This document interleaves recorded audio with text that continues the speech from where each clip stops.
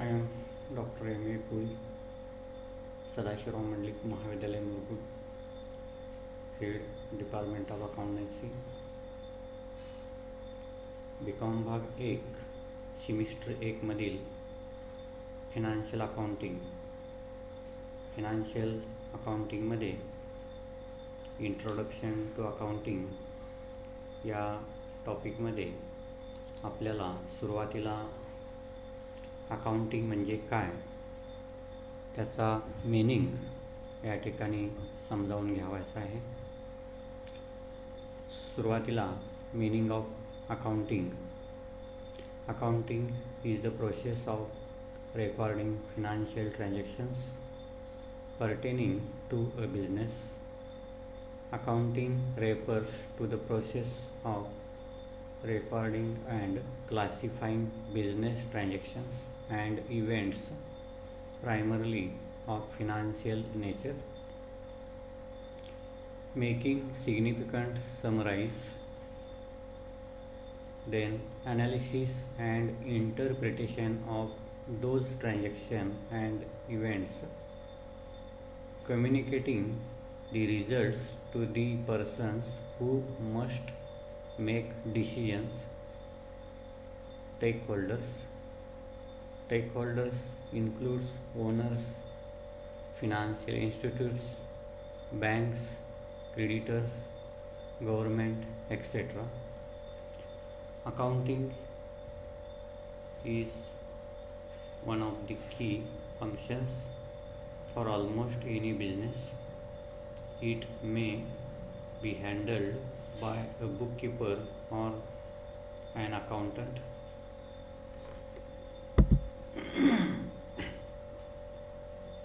Recording of business transactions. व्यवसायामध्ये business transactions नोंदी करतेवेळी only the transactions which can be expressed in monetary terms are recorded systematically in the books of accounts. Monetary terms are recorded in the books of accounts. Non-monetary transactions have no place in accounting. Monetary transactions वित्तविषयक ज्या वस्तूंचं किंवा सेवेचं पैशामध्ये आपल्याला मोजमाप करता येणं शक्य आहे, ज्या वस्तू आणि सेवेसाठी आपण पैसे देतो, पेड करतो, त्याच्याच नोंदी अकाउंटिंगमध्ये केल्या जातात. एखादी वस्तू खरेदी केली असेल किंवा एखादी सेवा घेतली असेल आणि त्या बदल्यामध्ये जर आपण पैसे देत नसू तर त्याच्या नोंदी या जमा खर्चामध्ये होऊ शकत नाहीत. म्हणून monetary terms are recorded in the books of account and non monetary transactions have no place in accounting. ज्या ठिकाणी नॉन मॉनेटरी ट्रान्झॅक्शन्स आहेत त्याच्या नोंदी या अकाउंटिंगमध्ये केल्या जात नाहीत. Every transactions have two fold effects, that is every debit has corresponding credit. प्रत्येक व्यवहाराला दोन बाजू असतात. For example, purchase of furniture for ₹10,000. व्यवसायामध्ये 10,000 रुपये किमतीचं फर्निचर खरेदी केलेलं आहे. त्यामुळे फर्निचर खरेदी केल्यानंतर ते फर्निचर व्यवसायामध्ये आलेलं आहे आणि त्या फर्निचरच्या बदल्यामध्ये व्यवसायामधून पैसे गेलेले आहेत. म्हणजे एकाच व्यवहाराला इथे दोन बाजू आहेत, म्हणून every debit has corresponding credit म्हणलेलं आहे. 10,000 रुपये किमतीचं फर्निचर खरेदी केलेलं आहे. व्हॉट कम्स इन आणि what goes out. What comes in या प्रश्नाचं उत्तर फर्निचर कम्स इन आहे आणि व्हॉट गोज आउट या प्रश्नाचं उत्तर कॅश गोज आउट आहे. फर्निचर आणि कॅश दोन्हीही रिअल अकाउंटमध्ये येतं. रिअल अकाउंटचा नेम इंडिकेट करतो debit what comes in and credit what goes out. Here debit what comes in means furniture comes in and what goes out means cash goes out. त्यामुळे प्रत्येक व्यवहाराला दोन बाजू असतात, त्यामुळं त्याच्या नोंदी डबल अकाउंटिंग सिस्टीमप्रमाणे केल्या जातात. त्याचप्रमाणे आपल्याला जी ट्रान्झॅक्शन्स असतात त्याची आपल्याला वर्गवारी करावी लागते. Classifying means all income and expenditure of the business are grouped under appropriate heads. For this purpose various ledger accounts are maintained. व्यवसायामध्ये इन्कम आणि एक्सपेंडिचर हा एकाच हेडखाली नोंद केला जात नाही, तर त्याचे वेगवेगळे हेड्स केले जातात. त्यालाच आपण लेजर अकाउंट्स म्हणतो.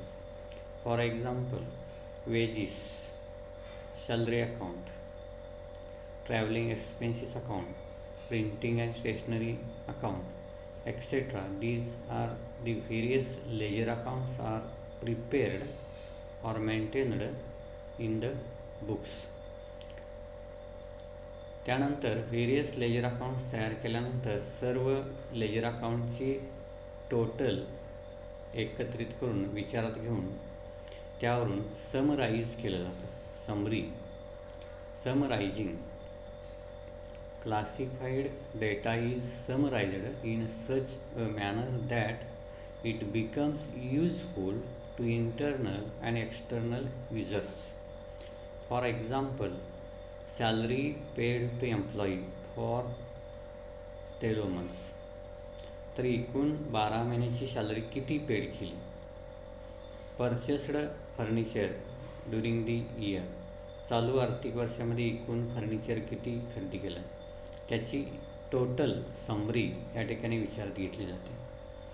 आणि ह्या समरीचा उपयोग कुणाला आहे तर इंटरनल आणि एक्सटर्नल युजर्स.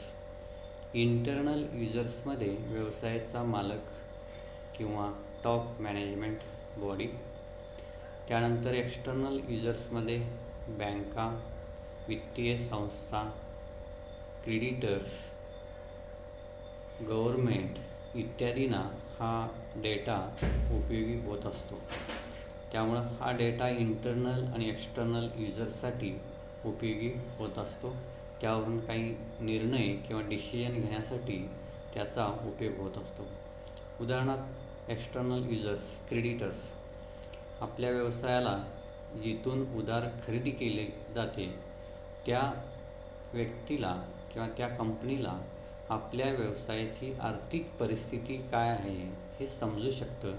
त्यामुळं भविष्यकाळामध्ये उधारी किती प्रमाणात विक्री करावायची किंवा नाही याचा निर्णय घेण्यासाठी एक्सटर्नल युजर्सना एकूण समरीचा हा उपयोग होत असतो. आणि शेवटी लास्ट इंटरप्रिटेशन म्हणजे सर्व अकाउंट्स तयार केल्यानंतर, फायनल अकाउंट्स तयार केल्यानंतर आपल्याला सारांश रूपानं आपल्या व्यवसायाची आर्थिक स्थिती काय आहे किंवा आपल्या व्यवसायाची प्रॉफिटेबिलिटी काय आहे हे सारांश रूपानं आपल्याला थोडक्यात सांगता येतं. कारण जनरली आपण फायनल अकाउंट जे तयार करतो ते final accounts at the end of the each year.